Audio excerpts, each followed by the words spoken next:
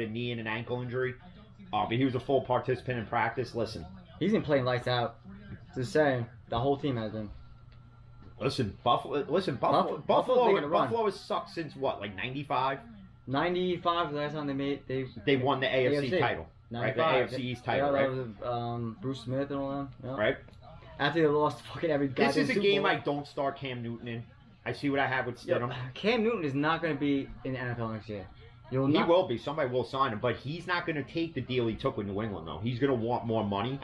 And that's where I think there's going to be a team that's going to overpay for Cam Newton. There's going to be a team out there. After what he played this year.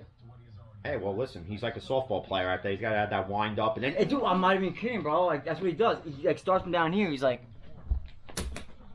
it's insane, bro. It's like, it's insane. His dad was in the Army, and he taught him how to throw footballs by throwing a grenade. Like, he's not the same Cam Newton from 2015 when he was MVP. Sorry. I don't get why this is a Monday night game. This is just going to be a boring game. I know. Like, I would put Green Bay as a fucking Monday night game. This is like watching WWE Monday Night Raw and having the women's division wrestle.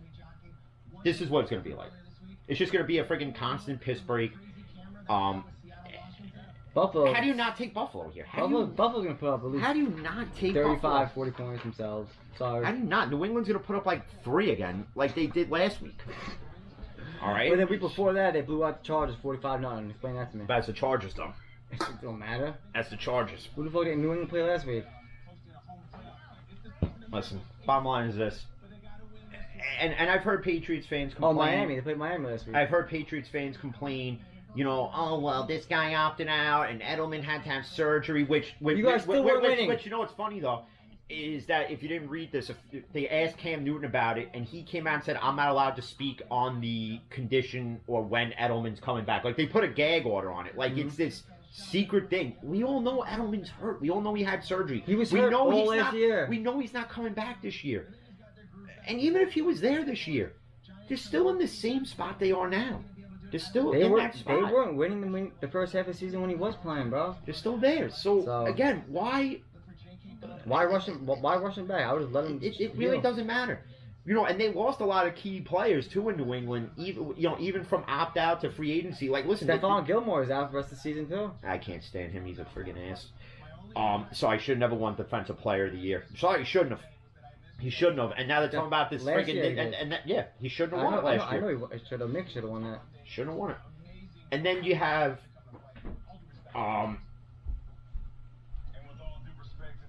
Brainfloat. Yeah, how those go. I'm old. Don't get old, kids. But like in New England though, it's got to be, if they're gonna do a rebuild in New England, you got to remove Belichick from the equation. Belichick's not gonna be part of a rebuild because listen.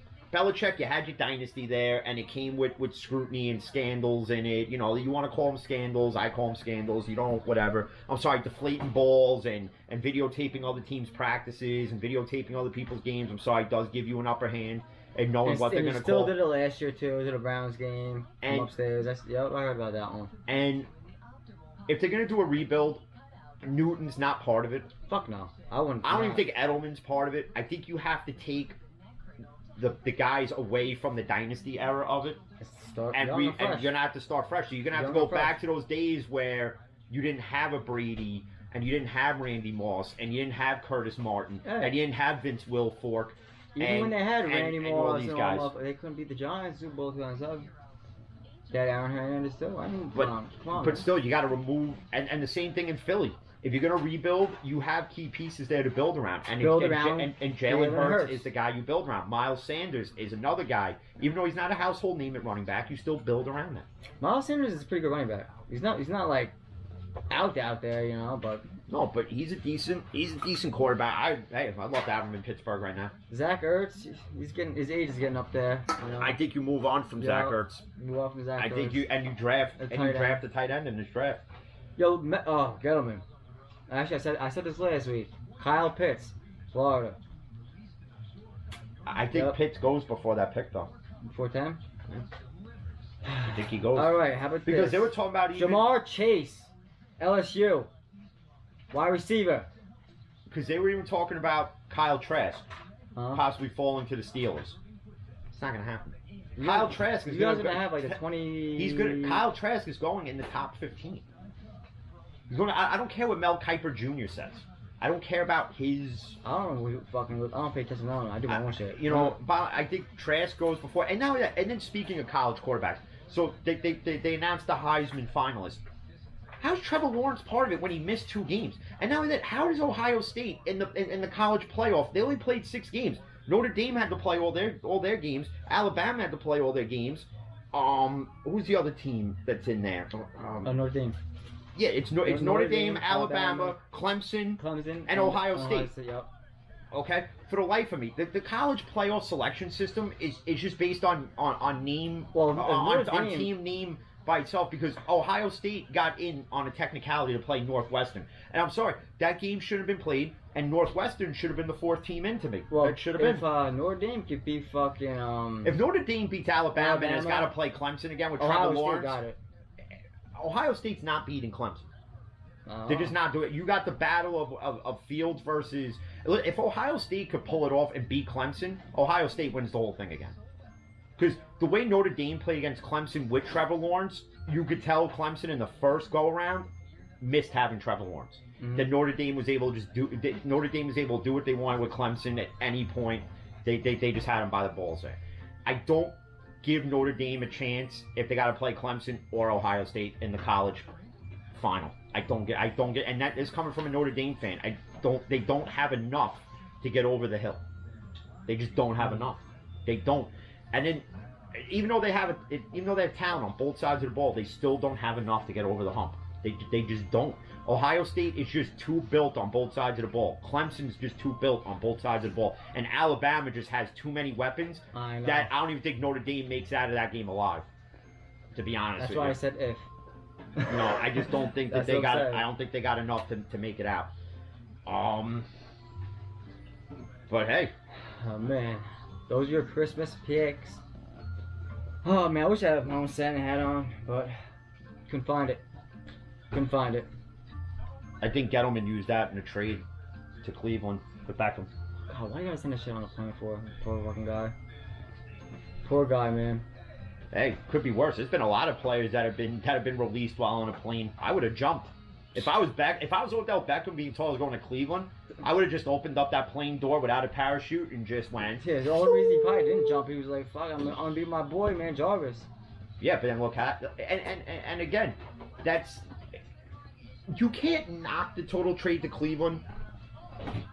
The only reason why it really gets knocked, and it comes down to Baker Mayfield, because he doesn't know how to utilize the 2 of them. He's not all those weapons they had, man. They had David Njoku, he had everybody. Like. He doesn't know how to utilize both of them. And then you even heard it when we watched the Giant game, the Giant Brown game, and they stirred it up again when they did the record with Odell in and without Odell. And I looked at you and I turned to you and I said, "See, I told you it's not Browns fans stirring it up. It was Mike Tirico and Chris Collinsworth stirring that one up." I'm saying that they're better off without him. That's not the. That's not the case here. All right, I need to say something. All right, last year I watched basically every single Cleveland game because of Odell Beckham Jr. because he is my favorite player. I noticed every game he was basically a decoy. He would get double, triple covered, which would leave Landry wide open. That's why last year Landry had the most receiving yards he ever had in his career. But then after the season's over, what does Baker come out and say? "Oh yeah, we gotta come up with some plays for Odell. You gotta come up for some plays for Odell." So that means what? You're gonna have to force him the ball. That's what causes the goddamn ACL tear, you retard. And how horrible a pass was that, Mr. Mayfield?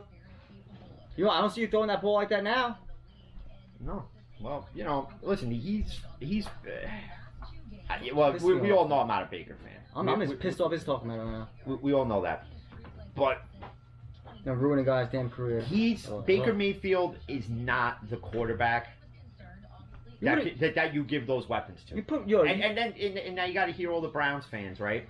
You got to hear all these Browns fans, you know, sit there and we're gonna win the AFC North now, and we're going to the Super Bowl. Listen, it's your first 10-win season in how long? Just embrace. Baker's never been to the playoffs. Just embrace that. Why about last year Lamar in the playoffs? And choke.